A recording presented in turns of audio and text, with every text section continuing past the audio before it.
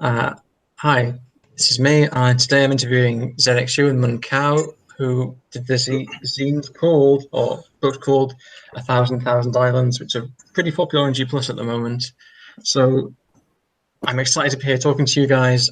I'd like to ask you first, Zedeck, Mun, could you, or start with Zedeck, could you introduce yourself to anyone who doesn't already know you? Um, Roughly like how you came to be making D&D stuff or RPG stuff. Hi, I'm Zedeck Siew. I'm a writer based in Malaysia, and yeah, I started playing D&D maybe 5, 6 years ago, but I've always read the book, so like I don't know, it just seems like a really interesting medium. And then when I think I started writing when I bought one of your books, Patrick. So. Oh no, don't blame me. I'm sorry. Yeah. I think it's Fire in the World Horizon. That's the reason why. Oh, you got that. That's not like a hugely. That's one of my favorite ones we ever made, but it's not a hugely popular one. I think because it's really strange. It's not quite a usable RPG book. Yeah, I know. But I mean, I like it because I don't know. It's really neat. So that's me. Yeah. Mun Kao, how did you come to get dragged into this terrible culture of making weird, arty D&D games? I think did we start together, Zedeck? As in start playing D&D together. Was that your first time? No, that was not your first time, right? No, but it was basically my second game. Right. Yeah. So I think we both started together on me and Zedeck, and it was like 5 years ago.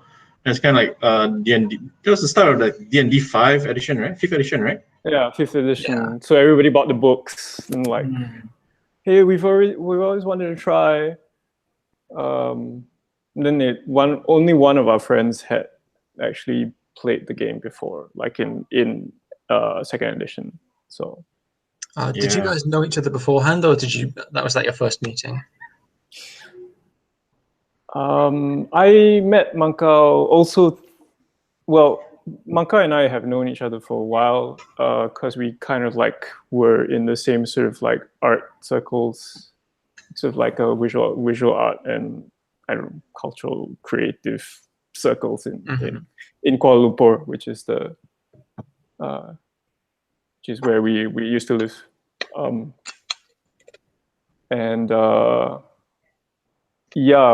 Mun Kao and I became friends because we basically realized that we play a lot of video games alone, like in secret, because we were ashamed of it.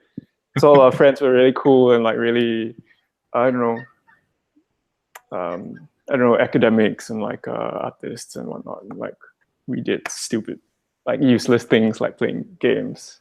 Right. And Mun Kao and I then Mun Kao made a game and he got me involved. So that's how we became close friends. Cool. What game is that? Do you want to talk about it, Mun Kao? Yeah. It's a card game. It's a very, very simple card game that's kind of it's a card game about Malaysian politics. Oh, have I seen this on G Plus? Did you make an app out of it? Yeah. The most recent iteration is a mobile app. Yeah. So it all started when I was like kind of a practicing visual artist, and I was just wanted to do a project, trying to understand Malaysian politics. So it just happened to be a game. You know, didn't set out to design a game kind of thing, but it just eventually became a game, and then it got Zedeck on board, you know, and that has kind of been quite a part of our lives for the past 5 years as well, 6 years as well. Yeah, it looks like it's doing pretty well. Is that right? It's I don't know, it's kind of like a cult relative success kind of thing. Malaysia's pretty small, so yeah. Cool. And if people want to download the app, is it available for Android? If anyone who really wants to play a weird Malaysian politics game, can they get it in like the Google App Store or whatever? Yeah. It's free. It's completely free on the Google App Store. It's completely free on the Google Play, and then the Apple App Store, right? Yeah. So anyway, on both platforms, it's available for download. Cool. And what do people need to search for to download it? Politiko. Do I spell it out? Politiko with a K. Politiko with a K. Politiko. Okay, cool. Okay, and how did you guys start to work on this Thousand Islands project? Where did the genesis for that come from? That Mun Kao can answer. I think when I started playing 5th edition, that was like my first time playing RPGs, tabletop RPGs, and all. My mind was blown, man. It was crazy, you know. So I'm an illustrator, so I just kept drawing this nonsense. I drew our characters, you know. I drew knights and all that. But after a while, it became quite boring, because like I'm just repeating whatever is already outside. Mm-hmm. Yeah, so that kind of got me thinking in terms of what is fantasy in Southeast Asia. What is fantasy that could be more relevant to me staying here in Southeast Asia? And that kind of it was kind of a long process. Yeah. So I started exploring, started researching, and eventually kind of became a thousand islands. But I think it was interesting. I think Zedeck was also working on something independently on Southeast Asia fantasy as well, and I didn't know. He didn't know what I was doing as well.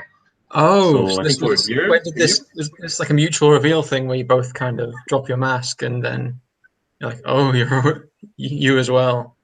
I think in the same way we discovered our dirty secret of playing video games, I had started trying to write little things that were sort of RPG inspired, and then yeah, I think it was either me or Mun Kao who sort of first made like, hey, so I'm doing this thing, and then like Mun Kao said, oh, I'm also doing this thing. What do you think about it? Yeah, so I guess we came together that way because I was doing text and Mun Kao was doing drawings, right? But it wasn't immediate as well. Like after we found out each other was doing the similar things, we just continued doing our own things. Oh, yeah. But we talked about it because a lot of it's like it's conceptual. It's hard to unpack. Yeah. It was. I think it took a while before you. You were drawing for a while and you were buying all these books, Mun Kao, before you formalized it as a kind of like you wanted to ask people for support in your research. Yeah. So that really is kind of when it all started. When I kind of started a Patreon for the project, and that's where it kind of had a shape, and then it came more form in the form of zines. Cool. So is that Patreon still up? Still active? Hardly. I just don't have the time. I would love to be more active on it, but just been so busy. You just posted an update like 2 days ago. Yeah. So if people wanted to contribute, what would they search to contribute to the, what's it called? I think 1,000 islands without any spaces, and just on Patreon. Yeah. Cool. So if I could, this is interesting to me. What was the kind of? It sounds like you did quite a deep dive on the research, and from your images, there's like a staggering level of detail. What a wide range of things, from like animals to clothing to tools to objects to environments. There's just a huge amount of texture and depth in things shown. So, what kind of, if I could ask, what kind of research did you do?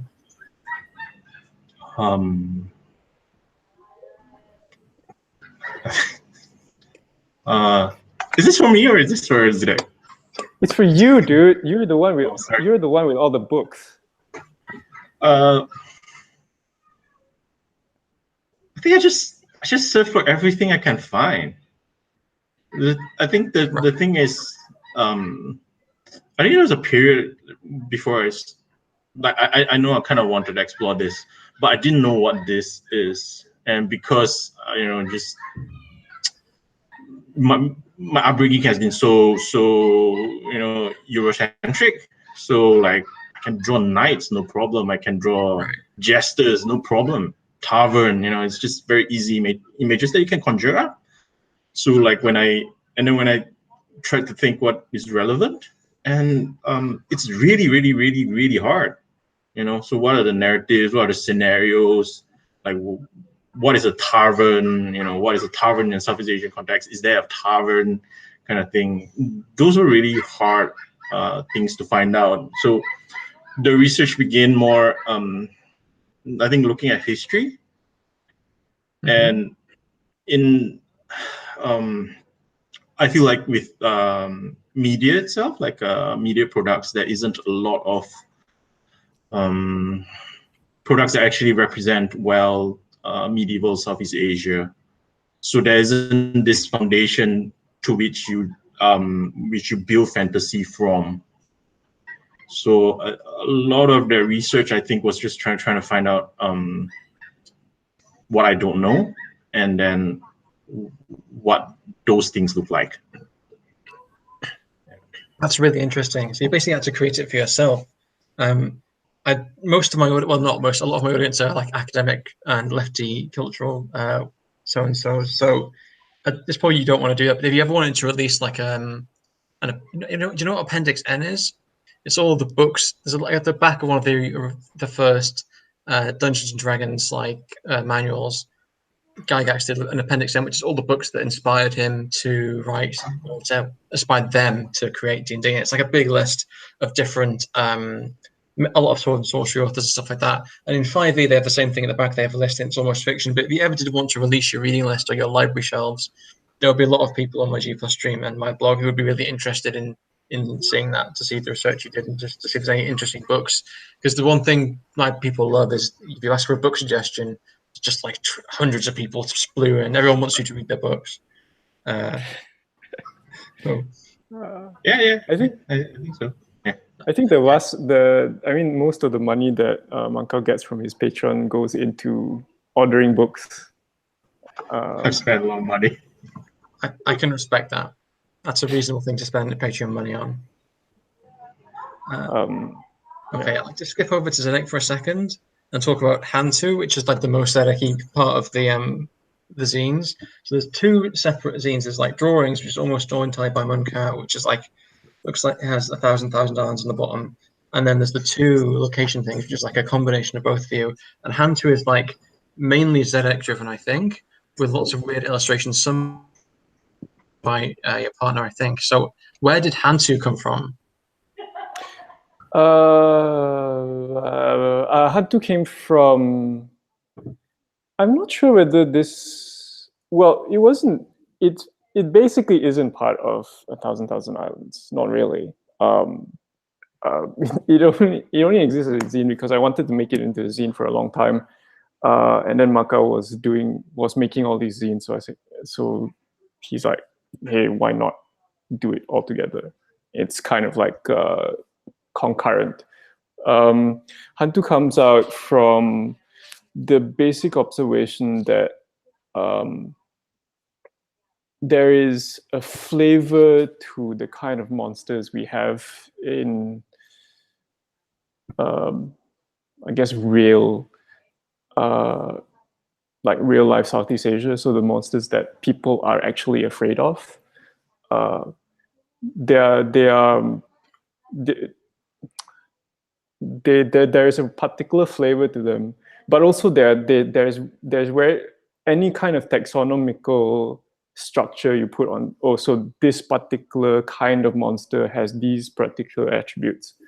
For example, there is a Malay monster called the Pontianak, which is a female vampire ghost, basically. But it's, I mean, the particulars of what it is vary from place to place. and what is Pontianak in one region and associated with the Matiana in Indonesia. Actually, if you look at the descriptions, they're different. So I'm not sure that I'm describing this well, but You are. Hantu is an attempt. I mean, the zine is an attempt to write a monster, like monsters that could really exist, based on certain tropes or certain like recurring motifs, but aren't actually like non-fictional. So each of the stories in Hantu are of fictional monsters that I think some people. I first posted them as like Facebook posts, and like some people were saying, like, "Oh, wow, this is terrible. I've never heard of the monster before." But so it passes in that way. Right. So it's like I think someone said, I used to go watching a book on riddles. So a good riddle is one where you can't get it, but once you hear it, you realize you could have got it. And if it's too far either way, if it's like too easy to get, it's not good. And if it's just incomprehensible, it's not good. But it has to be right in that borderline, so the listener knows. So I guess your readers knew what a Hantu really was, and if you passed their test of like, oh yeah, that has to be one, right? I think what was quite satisfying for making that zine was that there at the back of the zine there's this generator. So it's one of the first things I've ever done with an RPG-ish. I mean, a table is basically a random table, right? It's a short D6 random table. One of the first random tables I've ever written. But when I showed people that, they went like, yeah, this kind of encompasses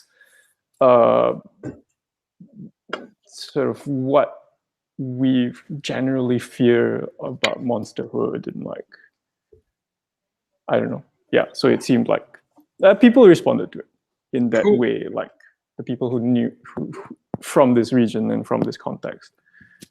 It's not necessarily part of 1,000 Islands, but it does fit in a number of ways, and that a lot of these creatures, if stripped of their modern aspects, could easily go into either of these settings.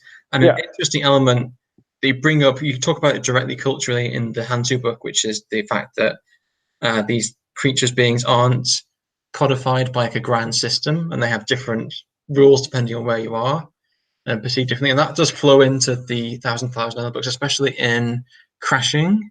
Have I said that correctly? No. We call it crutching, but okay, doesn't matter. But a major god figure here doesn't have a single story. They have multiple stories, which kind of relates to more like an oral culture situation where they have different origins depending on which story is told and what kind of power that story is meant to be dealing with and what kind of like explanations it's meant to be giving. So that I found very interesting. I was actually very what's the word? Glad is the word. Very happy. I get like because scrap printers wrote about these zines, and she wrote about this thing in particular, in that there is a kind of inconstancy or sort of fluidity of like, is this one thing or is it the other? Is this god a god, or like is it a she or a he? And I'm really glad that Scrap picked up on that, because Mun Kao and I talk about this a lot with regards to what Southeast Asia, what the flavor, like the feel of Southeast Asia is. And to me personally, it is this sense of fuzzy, imprecise, non-taxonomical or lack of taxonomy. Which is fascinating, but also really an interesting challenge, because one of the things with D&D is it has this bizarre, like it's simultaneously hungry for any kinds of new imaginative information, but at the same time it completely annihilates any mystery because it has to taxonomize everything. And so there's this continual like two tides slamming together always. Okay. I don't know. I'm going on about this a bit, but I like one of the big things when I write a sort of RPG thing is I react to, because there are a bunch of these like DM's Guild products where it's like, oh, here's a bestiary of Asian monsters, right? Like here is the Qilin and this particular god, this particular god from the Chinese pantheon, and then you have like this really codified sort of stat block, and oh, this is a monster of this. This is a magical beast. It's categorized as a magical beast, Right. and that seems totally an imposition on what I think the imagination I want to work in would be. Yeah. That's Anyway, fascinating. Okay, I was going to ask you about the two zines, Crashing, which I'm probably going to keep getting wrong, and Murka Gur. One is a kind of aquatic crocodile royal kingdom in a giant lake in a fallen civilization, and the other one is a kind of a forest-esque place not ruled by, but heavily influenced by cats. So, question one from the G+1 that was really interesting from Fiona wanted to ask. I'll just repeat what she said directly. This is for both of you, but maybe more for Mun slightly more. I'm struck with how open the pages are. The density of words and images is low, which really lets the art breathe. And your art is effing amazing and hyper-detailed. But this does break with conventions and layout that call for high density of information. And this is something I noticed as well, which is when you look at the drawings, especially and the text-image integration, there are these really fine pencil drawings with like fragments of text, portraits, different objects like scenes, but also the way the white space, the minimal text, the fineness and the detail of the drawings really works together very well to produce this very different visual and creative tonality to the zines or to the books. So Fiona wanted to ask, how did you come to this decision? But just anything you could say about the creation of the thing as a whole would be great from either of you. Mun Kao should start because the images were first. Yeah, you're muted. Shit. No, the thing is, I think it's not evident now, but I think the zines were started as just kind of like experiment. It was I think up till the point after the zines were being done, I wasn't sure how to present an output. Mm-hmm. Of the project, you mean of Thousand? Yeah, of the project. Yeah. And I know Zedeck has been writing and like I've been drawing, but it's just like I have no idea how to put it together. So, if it looks good, it's accidental. It wasn't like it wasn't intentional or deliberate. That's the honest answer. I'm so sorry. No. I think it's important to note that when we were making them, I don't think neither Mun Kao nor I really committed to the idea that these were RPG books. Right. Probably wise. I mean, not that they're bad, but if you start, sorry, I'm interrupting, I shouldn't be doing it, but if you start thinking about it as like this big thing that you're doing, then you go crazy very quickly. I think, so he was making, like Mun Kao basically sent me a brace of themed images with like, here's the entrance to the village, here's a village scene, here's an old witch. So they were themed around these two places already. It's just like so I was basically filling in more or less filling in the blanks with text. But I don't know. like in terms of layout specifically, there it says Mun Kao says. I don't know. What was your process in like laying out the? Yeah, just tell. What do you do when you start to lay out a page or think about where something's going to go? And I know we have a lot of layout junkies in the OSR who are really into details of that. But if you want to tell us what programming you use, even down to that level, they would be helpful for most of them. I should be using InDesign, but I have no idea how to use it, so I use Illustrator, which is really tedious. But I'm not very good at these things, so yeah. One thing I noticed in the drawings, especially, but this carries over into the two location-oriented places, is you really like these very strong negative space diagonal lines. There are lots of images where you have like this swoop going across the center of the page, and the ink or the pencil kind of piled over into one kind of quarter of one chevron, and then like the rest of it kind of flows around. So if you turn it upside down, you would see like the negative space of the image. I was wondering if, well, are there any particular art styles or anything that sticks in your head as an inspiration, anything that you remember seeing that you think maybe had an effect on the way that you draw or the way you arrange things?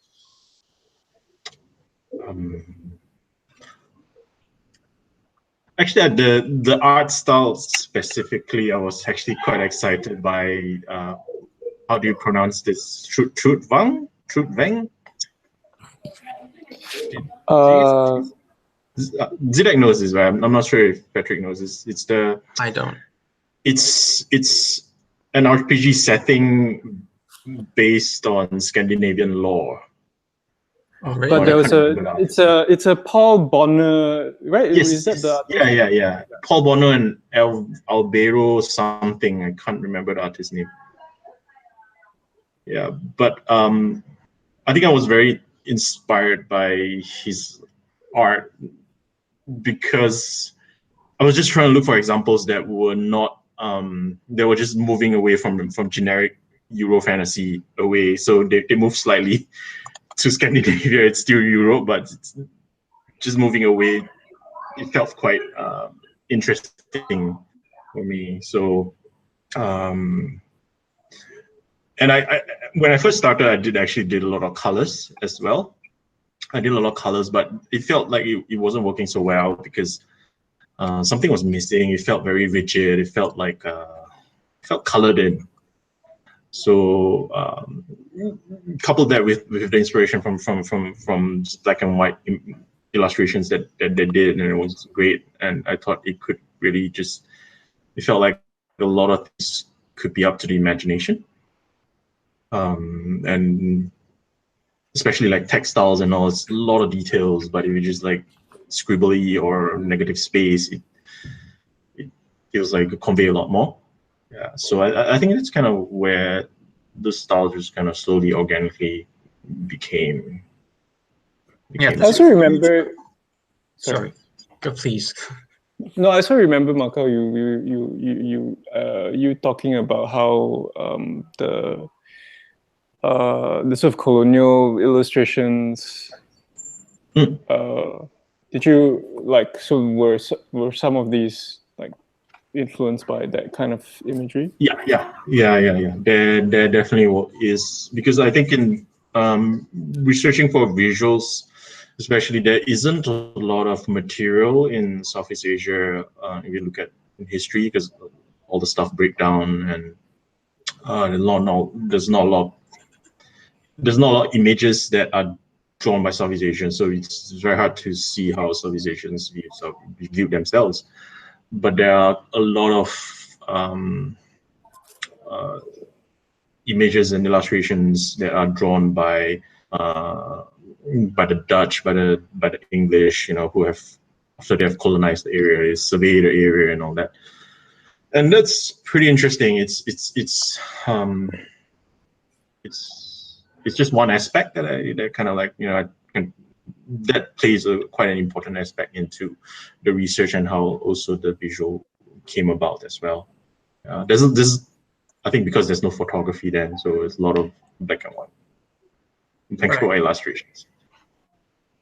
Yeah, there is a staggering amount of attention, in particular to textiles. Like, I think in some ways you can see or sense first there's a lot of woven stuff in general, and then the texture of like people's skin, fur, hair, and the particular nature of the things they're wearing, the fashions, the patterns, the bindings, the arrangements across the body. All these are highly specific and feel like a combination of real or pseudo-real rather than purely fantastical, but also very specific to their status, character, culture, etc. Isn't really I'm sorry, there isn't really a question there, but is there anything in the clothing aspect that sticks out as inspiring you? It's just like, I think like you mentioned, there's just a lot of textiles in around the region. It's pretty interesting. That's an interesting feature that I think, like even right now, if you come to Southeast Asia, you know, you'll be bombarded by it. I think that's a very interesting thing that's not been quite worked about. But the I think something you mentioned, like pseudo fantasy, which would kind of like tie in with what Zedeck's Hantu book is saying. You know, like our was it Zedeck? Was it like something like our reality is pretty fantastical? Oh yeah, it is. But no, so like the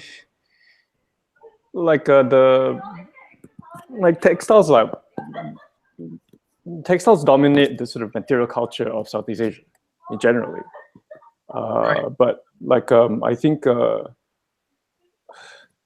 like would you say, Mun Kao, that the like your imagination of these figures and like their fashions are sort of an attempt to create a fiction that could have been real?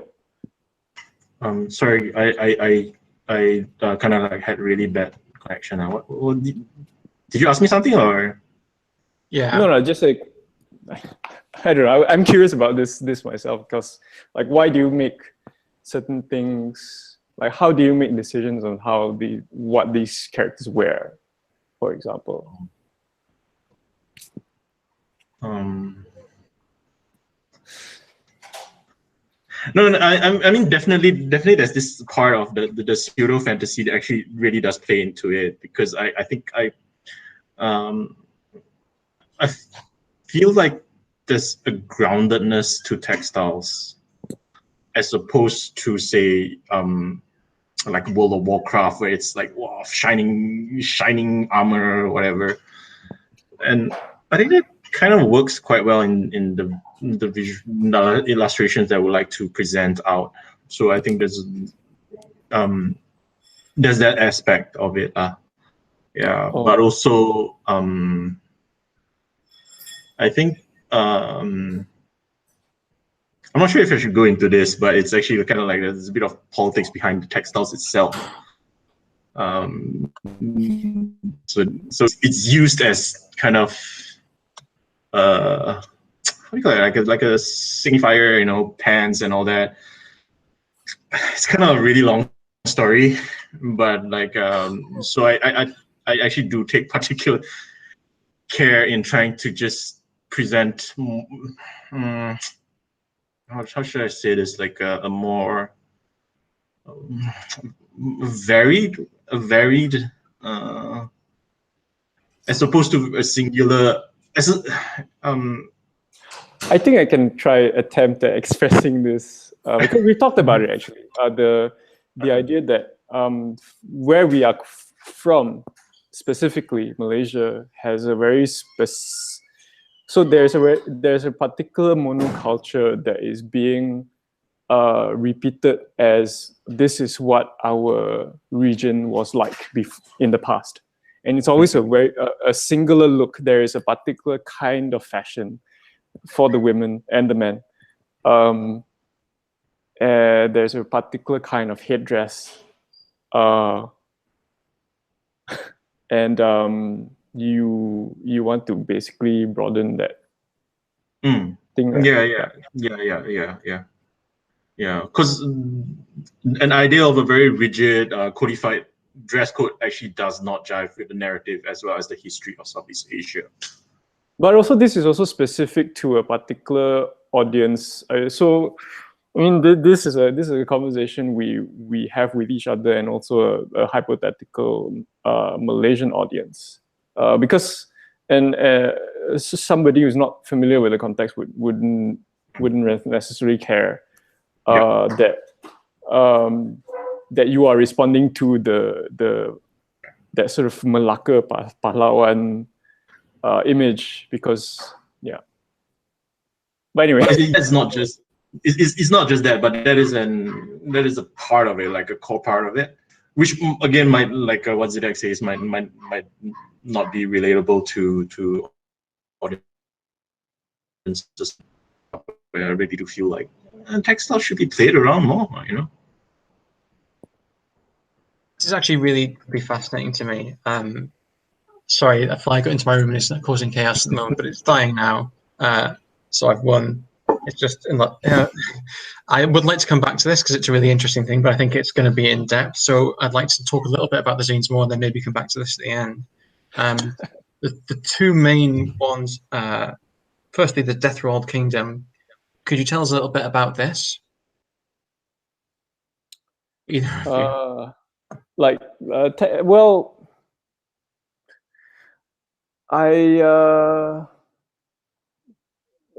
like in terms of text, yeah, I mean, it's a kingdom in like a lake, I think, mainly in the forest around it, which is over like a fallen ancient magical kingdom, which is a strong subtext in a lot of D&D things. Things that stuck out to me about it, and this is something that's common across both of the two locations, is that human beings are living in pretty close relationships with these powerful animals. In Merkagur, they're basically, the crocodiles are in charge of their intelligence, and they essentially run the place. They're the highest status beings there, and people basically live in their kingdom.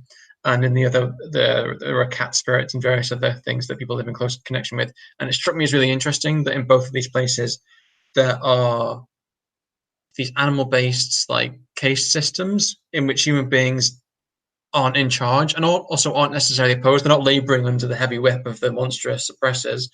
They're also not running anything, and there's like a weird but complicated relationship between them and the animals that basically dominate their space. And I was wondering if either of you, is that a deliberate thing for you guys, and where did it come from?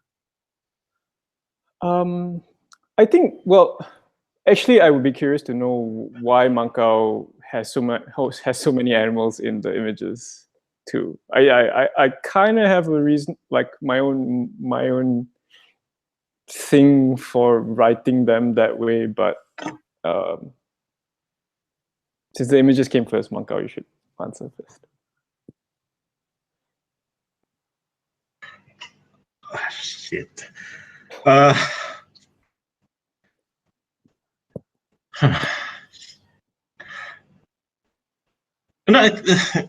I think even there's a lot of origin stories that actually for all these ethnic groups that are always usually always involves like a serpent, and I remember, but this kind of it's around such quite a lot of ethnic groups and a lot of founding cities where it's either a crocodile or a serpent or some kind of serpent reptilian animal. So there's that, but also I like to draw animals. Right.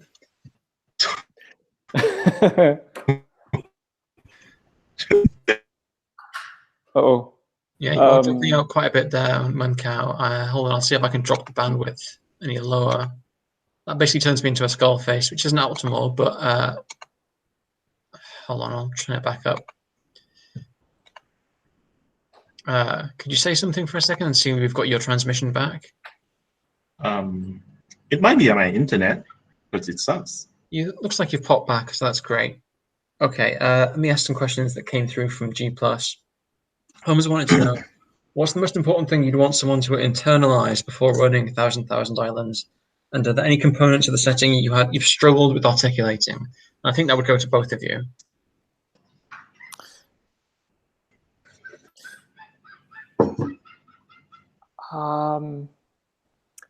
My answer, actually, I was thinking about this just now. My answer would be definitely the like, don't be hung up on taxonomy.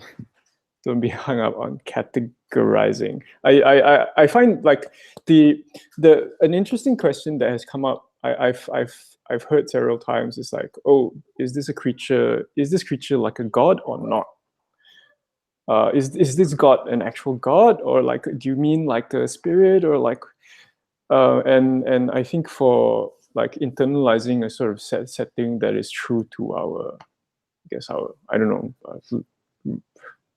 this part of the world, is that it doesn't matter. Is this thing powerful enough to screw you over, or like help you? That's really the only thing that matters.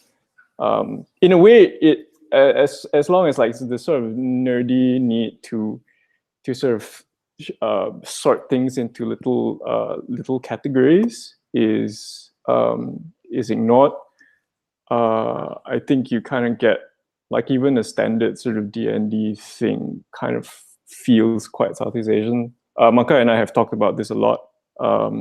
Apart from the very strict categories of a monster manual, a lot of what is usually seen as traditional D&D is really quite true to how things used to all work here. Really? The heroes, the sort of like the small settlements surrounded by vast and dangerous sort of hinterlands or jungles or whatever. The ability for an adventurer to found their own kingdom. The ruins everywhere. You pointed this out to me, Mun Kao. I remember the fact that there are all these cities were basically built or villages were built on the ruins of, or next to the ruins of this vast temple complexes or whatever, and like there wasn't, I don't know, you should describe that, because you described it quite well to me last time. Oh yes, please. He froze. Oh no. Okay. There are a few things we can do if someone freezes up. One is they can drop out and then come back in. Another is that I can kick them out, or we can wait. Basically, if you leave and come back, sometimes it works out. So what I'll do, if you're listening to this, oh, you're there. Hey, can you hear us? Because we can hear you. It's really bad. Yeah, I'm sorry. But sorry, I think it's. Let me try to disconnect and reconnect. Okay, that might help a little bit. Yeah. So you guys just carry on. Shit. Okay. Okay. Bye. Bye. Please come back. The question's too hard. Bye.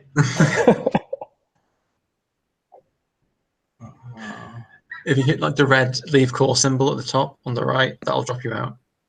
Oh right. So I was trying to look for that. Okay. So I'll ask you like on Kayani's question: are there truly remorselessly evil and sentient beings there in Thousand Islands? In the setting itself, Yeah. like in the fictional setting itself, or in real Southeast Asia? Because I'm interested to hear either, but yeah, both maybe. Because I have recent events mean that I have an interesting answer to the latter. But yes, well, this is a question about alignment, I think, in a way. Mm-hmm. Or and also I think somebody else also asked that question of like, oh, what would the alignments be in a world like this? And I don't know. I don't really have a. Again, it's one of those things where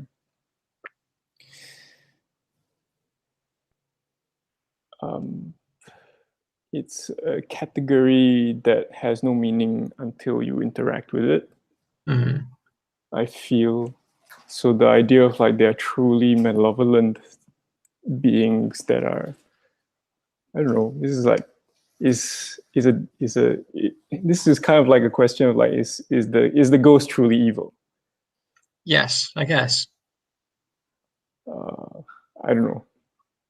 And you said you had like a response to that about real life Malaysia. Could you tell us about that? Actually, actually no, not even that, because like my partner got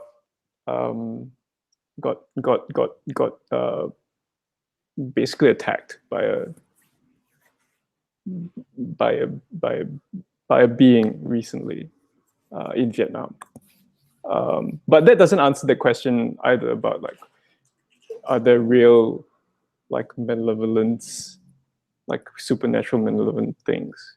Because well, to my partner who got attacked, yeah, obviously it was terrible and out to get her.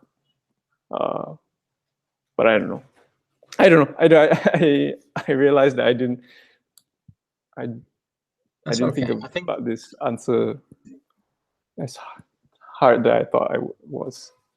Yeah, I think that answers Warren Denning's question about the versions of lawful, neutral, and chaotic and how they'd be different. It's like, from what you're describing, I don't think you could jam them in, really. I don't know if you kind of have like a full alignment, because there's no one philosophical system that would fit them all in. I'll ask Scrap's question, which is pleasurably short. How big do you reckon it's going to be? Hi, Mun Kao. Thank you for coming back. The question you missed is how Scrap wanted to ask, how big do you reckon it's going to be?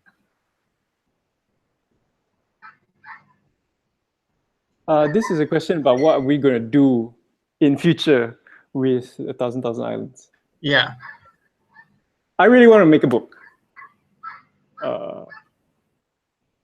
And we're trying to work on more. Is that safe to say, Michael? Yeah. But I think I really do not want to think about what's it gonna be, because it's so stressful. Yeah, I understand. It's probably gonna be years. I don't know. So I don't know. I can't. I would say I don't want to think about it. If you're happy doing zines like this, just keep doing those, and they're like manageably sized projects where they don't crush your soul. Because my experience with very big books is that they can take years to make, and they can basically just slowly crush you to death. So even when they come out and people like them, you're still mainly thinking about like the sufficing task of making them and getting them. Like, yeah, it's a lot of stuff. But if you're doing zines, then you can just do a zine and a zine and a zine, and then after a while, you've got a bunch of zines, and then making a book is only just a question of just going blah and jamming everything together in a way that kind of half makes sense. That's easy. It's not really, but it feels easy.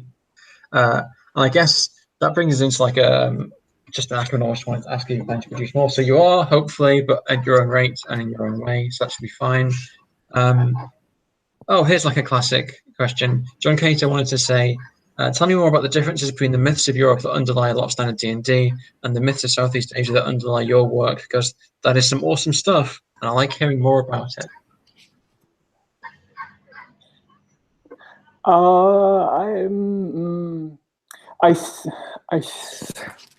I think the largest distinction I think is like judging from how I answered that question like two questions ago, is that the myths here are kind of really important to our lived experience, because I'm still really scared of hantu. Like actually, and that's basically true for culture or society here generally. And so like the divide between the fantastical or imagined or mythic past as a sort of magical place, or the myths of the past, is mean, we may not remember the history, but definitely the sort of like supernatural component of like, basically it's the equivalent of like, hey, do elves really exist? That question is a given for a lot of people here. The equivalent of elves, basically. Because the only thing I can think of that's close to that is in America, where you have Baptists and a few Christian communities where like they really genuinely believe spirits are happening around you, and when they talk about negative spirits or demons or devils, they're like completely 100% serious. Does that complicate creating like fiction about creatures? Because there's no easy divide where you can basically just boot something out of the front door and say, "Well, you're fiction. I don't need to worry about you." It puts us at the like, I think like sort of like there's a bit in Hantu. I mean, half of Hantu is kind of like nonfiction, or like rather just my, I don't know, my bullshit about like what I think. And there's a bit about how my partner Sharon, who is an artist, was involved in this film shoot, and it was a film about Pontianak, the vampire ghost, but before they started shooting, they had to do prayers to sort of cleanse the site. So does that answer your question about like what's fictional and what's not? Yes, it does. Very well, actually. So let me see, what else do we have? A lot of these are roughly around the same area. Ben Lickerman, which is his real name. Cool. What has been this? This was about writing, but I'd like to ask both of you this. What's been the most self-fulfilling moment when creating this? Moments when you thought, "Oh, this is why I'm really doing this," or "This is why this is so important." Mun Kao, do you have anything? Yeah, yes, please. For instance, I don't know if this means anything to you, but there's one particular image, and I forget which book it's in, where there's like a huge tree, and a weird, creepy-looking guy sitting there. And on one side, there's like a cat eating something, and in front of him, there are strange objects. And on the other side, there's like this strange, maybe clay idol or stone. It's got a weird smiling face on it, and it's under its own little shelter. And that struck me when I saw it as like the most D&D thing ever. It just struck me as like really, really, really Dungeons and Dragons, because the guy was smiling slightly, and you knew if you entered that scene, something really weird was going to happen. And I was imagining what would happen if I was there, or what would happen if I was taking players through it, and I knew whatever happened, it would be interesting and strange. So, is there anything that where you finish making it where you think, "Yeah, that's definitely it. This is better than I was expecting," or "This is this is something I'm quite excited by"? I think that tableau was entirely Mun Kao's thing, right? I don't think I had any input in that. I think this is towards the end of Crutching. Was it? Yeah, because there's that vizier who lives in the tree.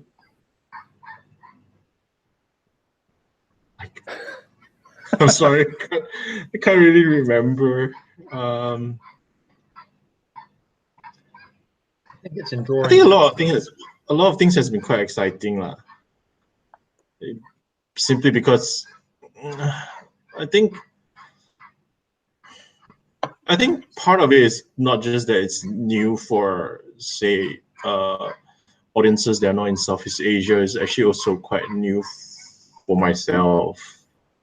So I'm really just slowly drawing stuff to familiarize myself with it in partly, and also like a lot of the scenes that I draw are actually quite commonplace in Southeast Asia as well, especially regarding shrines or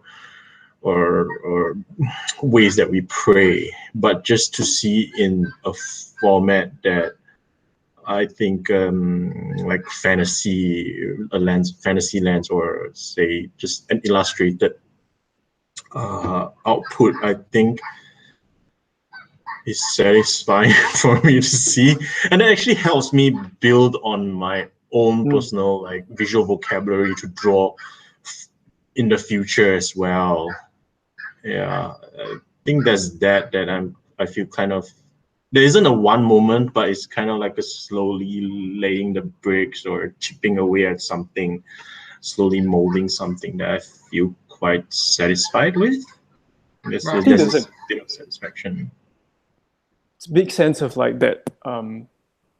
Actually, I would actually lay on what your point, because I don't feel it as much with the text, because I feel like maybe the text has thread over ground before, but really with the images, it's really like a fresh thing. There's really a sense of you slashing through the jungle, opening up a new road, because really there's so little visual. Like I don't know. I've not. Yeah. There's nowhere else to see the visuals. Yeah. So yeah.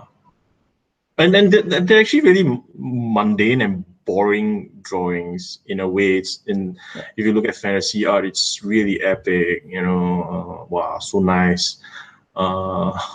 Everybody is so powerful, and that's really nice, man. But I can't.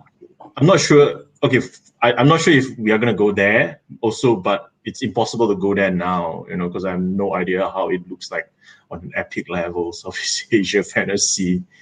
So right now it's just kind of drawing small stuff, and it's nice.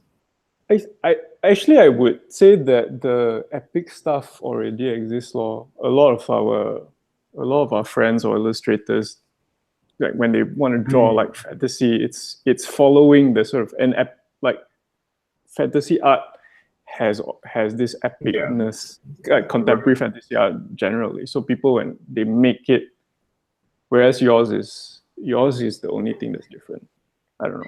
Maybe, I think I would disagree. I mean, I think there's a huge range of stuff, and part of the things that make it interesting is there are lots of like, or not ordinary, but like scenes that integrate heroism or adventure into a very complex and human life world. There's some domestic stuff, there's town stuff, there's people hanging around, there's people strolling from place to place.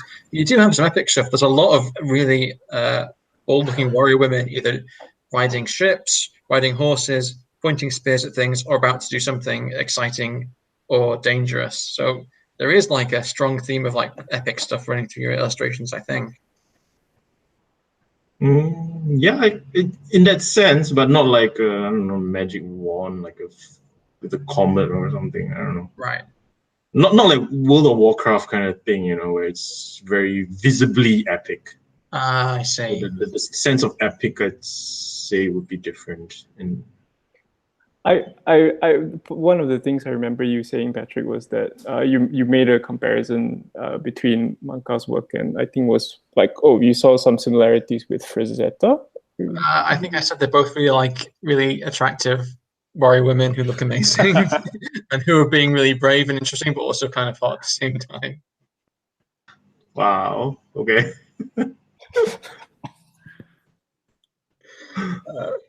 But that's not a question. Are you a Frazetta fan, Mun Kao?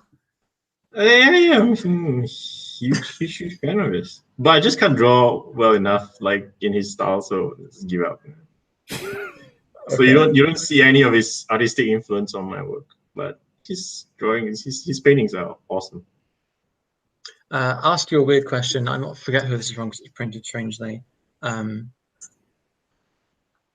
Kao, how would you illustrate Zedeck's cyberpunk short story about the graffiti artists? And this is, I think I've got this one, or I think I've got it in either ebook or actual book form, but you've done a few short stories, I think, Zedeck. We'll drop a link in the show notes as soon as I find out where all the links are. But yes, would you illustrate that, Mun Kao, and how would you do it? I don't know. If Zedeck asked me, I don't know what he's going to do with it. No, this was a short story that was published in an anthology, like in 2005, maybe. It's the one that we went to the. No, actually, no. This is actually. Sorry, I forgot Mun Kao. I flat out forgot. This actually is very relevant to Mun Kao because where that story comes from. Basically, it's a story about a graffiti artist that gets killed by his own mural. And it's a cyberpunk thing, whatever. But basically where it comes from is like Mun Kao used to do did this project where he was trying to. It was half a research project on the graffiti art in Kuala Lumpur, and also half an art project where he was trying to realign the energy of Kuala Lumpur through feng shui. So it was really it was kind of weird and like whatever. But that story wouldn't exist without Mun Kao. Yeah. But I think I read the first draft of that story. I didn't read the final one yet. Yeah. But if Zedeck asked me to, I'll probably draw it. This story has nothing to do with RPGs though. It's all connected. You measure a circle beginning anywhere, so it's all kind of it's in the zone. Oh, and there was last year or the year before, there was actually an exhibition because a curator friend of ours said, "Oh, so this story is about graffiti. I want to make an exhibition of graffiti artists." So there were a bunch of people who were making graffiti art in a gallery based on that story. So I don't know. Okay, I'd like to read. This isn't really a question, or it's partly a question from Fieri Claude, but it's written so interestingly that I'd like to bring it up. Everything I've read so far from you is either clear or very evocative. Merker, and caching with drawings are immediately playable as an OSR deep and rich settings. Thank you for this gorgeous playing proposals. Hand-to is more or less part of it, but it is more openly evocative. It's the one I prefer as it permits to dream of spirits and question characters. Will you go further ahead in this way in the near future? Your Hound-to sound like haulers, guiding Maupassant and French monsters of post-apoc setting of Milieu, and then there's a link to Thomas Muir, To My Heart. So I think the question element of that is, would you go further ahead in this way in the near future?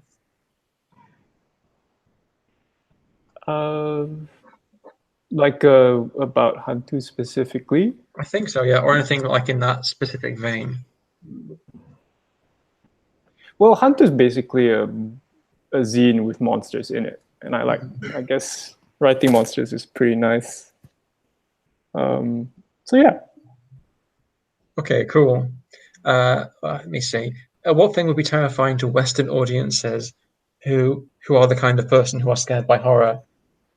Oh, sorry. What kind of thing that would be terrifying to Western audiences is just stupid or not scary? And he also asked, what thing would Western audiences find naff or unscary that's culturally terrifying? It's a weird question, but if you want to address it from either end, or I think you kind of have a little bit already, because we talked a lot about Hantu and spirits and the relative fear levels. Is there anything that we think we would find terrifying that you guys would just be completely indifferent to? Can you think of anything, Mun Kao? I don't understand zombies and gore. I really don't understand that genre at all. I don't see how it's scary or is it supposed to be a joke scary? So that's something I don't understand. I think it varies a lot from like fiction to fiction. Like the original ones were meant to be scary for their time, and then they seeped into being more.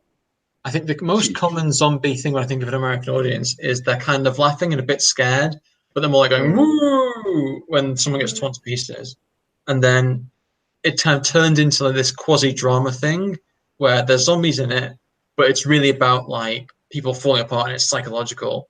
And so I think it was a real horror thing, and then it was entertainment, and now it's like a drama where it's like, yeah, our film has zombies in it, but it's not a zombie film. It's much deeper than that.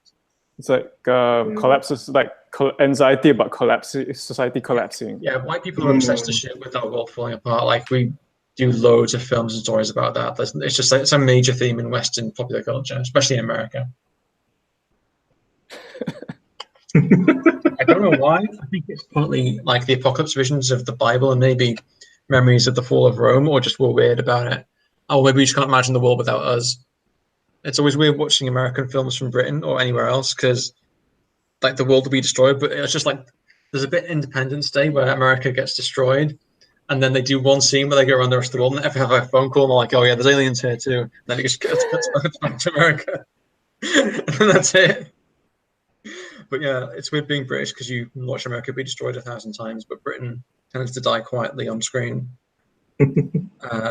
Okay. I think we don't we relate to as well about that, because like you always see America destroyed and like, oh yeah, so what happened to Indonesia, or like Exactly. I guess you guys are fine. sometimes we get mentioned because they want to the writing needs an exotic locale to like complete so you get some like the word of a place gets mentioned. Right. Yeah. And I think China occasionally gets threatened by the same robots or aliens because they're a big market. So now America and China get destroyed. But if you're a small market, then you don't. I guess you survive the You'll get destroyed. Well, you've already spoken about this a little bit. How do you balance the use of your art and the written word when conveying concepts and setting in a milieu that many of your audience may have no direct connection to? And which do you prefer or find more effective in specific situations? That's a difficult question to answer. I know when I was writing the text, I didn't want to describe anything that the image was already, that if you looked at it, this person is wearing a hat, when it's obvious that this character has a hat. So, right. I guess. But I'm not sure about how to answer the wider question. Yeah. So let me see. Oh yeah, this is 2 more questions. I'll ask them quite quickly. Matthew Crampsey said, how do you balance accessibility to an audience not familiar with a myth or mythic source with remaining true to that source? Don't know if that comes across well. Basically, translation of myth or art, given that myth is symbolic, clothing is symbolic, etc. I think that's basically how do you explain this to the West in a way that they get or we get without mangling the central idea of it too much. Mun Kao and I talked about this before, so Mun Kao, you should go. No, you should go first. I think you have more. No, I kind of partly answered it already. Okay. Well, basically, I think both Mun Kao and I agreed that, I mean, there's several ways we can answer this question. The easy way to answer this question is that we didn't actually think about it. The snarky way to answer it is that I grew up on The Lord of the Rings. Like, I read it when I was 12, and I don't think Tolkien wrote The Lord of the Rings thinking about like, oh, what would a 12-year-old Asian kid from Malaysia, how would he get these concepts? But I got them anyway. So I think the reverse is also true. And I guess the most neutral way to answer this question is I'm actually going to paraphrase a Malaysian writer, Zen Cho, who basically says that if you write something that's true enough or evocative enough, people will get it. However strange it is, or however far removed from their own context. I don't know whether that's a cop-out answer, but that's a good answer. I think that's an excellent answer. I've one last question from the G+ crowd, which is probably the most nightmarish one to ask, which is, how gameable will the final product be? Exactly right. I don't even know whether the current zines are gameable or not. I mean, like, yeah, I think they broadly are. I mean, this is me saying this. I'm well known for producing like hyper ridiculous, poorly play-tested, like hipster trash. That well, I have people contact me on Reddit saying, "Oh, we used your book," and I'm like, "Oh, it's usable." Like, but I'm interested in the sort of of what does gameable mean, because I think when I was writing it, I knew that I kind of want to write an RPG thing, but I didn't really fully commit. But I was like, okay, so like I want to write an interesting situation that people might interact with, or like there are possibilities in this situation that you could fill in the blanks for yourself as a reader or as a player. So does that mean gameable, or is gameable like, oh, there's a stat block here? It's a complex question. I'm not sure it's down to stat blocks. I think it's more, you've addressed this partially in like the books where it's like there's lots of things you can do in an adventure. Like there's products in the forest where it's like, you want to go to why would you go to the forest? Well, there's all this cool stuff you can grab. Why would you go here? Well, there might be a cave or something. Who's going to stop you? It's kind of, the content is gameable. The only challenge, I think, might be integrating it in a way that you can find what you need in a systematic way without ruining the aesthetic. Because integration of text and finding stuff involves density of just piling stuff on a page. Not necessarily could be density, but it's like, and then the aesthetic is very beautiful and very appropriate and very individual. But it's like, how do I find the teak seam? And I have to flip back and forth. I'm worried about this. Like going forward, writing more RPG things. I'm really worried about this because everybody's like saying, "Oh, usability," and like how do you find stuff quickly? And like, oh shit. Yeah. I wouldn't worry too much. I think it's a solvable problem, and also you can just be hipster and say, well, it's usable if you think about it. Maybe you just need to get good at using my book. But yeah, it's something that worries me a lot. Like it's something that preys on my mind. But I try and, when I'm creating at least, which I haven't done for a long time, to just basically just do what I always do and just make it the way that I want it, and then work. Hopefully, you can fix usability later on. That's not. I've answered my own question, which I shouldn't have done because it's meant to be an interview. But yeah, it's a challenge which I've solved by ignoring it to a large extent until it's nearly too late, and then trying to fix it in a big hurry. I want to bring this back to the real core of the interview, and which I think everyone's going to be thrilled to hear about, which is Malaysian textile politics. I know you guys had really strong opinions on this, and I really do want to find out about it because it's fascinating. Could you tell us a bit more about like textiles in Malaysia and what they mean and what you're trying to achieve with your use of textiles in Thousand Islands? Yeah, Mun Kao, take it away, man. Mm-hmm. Thank you very much. God. Is it about textiles specifically? It's just about. I think broadly, it's about. Yeah, it's a broader narrative, lah. But the textile part, it's like a pet peeve of mine. Yeah, just I think it's really about kind of like a visual identity that people have of themselves. Like so in Southeast Asia, almost every single nation state would have their own ethnic wear, and it has become very what's the word for it, like ethnicized and codified. Like, this is us, every single one of us. You know, that the implication, like that the imagination power that every single one of us in the past wears this forever. And I think that is a narrative that a lot of content creators or media makers they have already internalized, and if you see a lot of products about history, they are very informed by modern notions of fashion, which are again of what fashion was like. Modern notions of what fashion was like, and this is something I talk about quite often. I mean, I mention quite often in my Thousand Islands. It's not really about looking for what it is, because there's so many narratives. Yeah, it could be true, but someone could just, I don't know, not wear this or not wear that.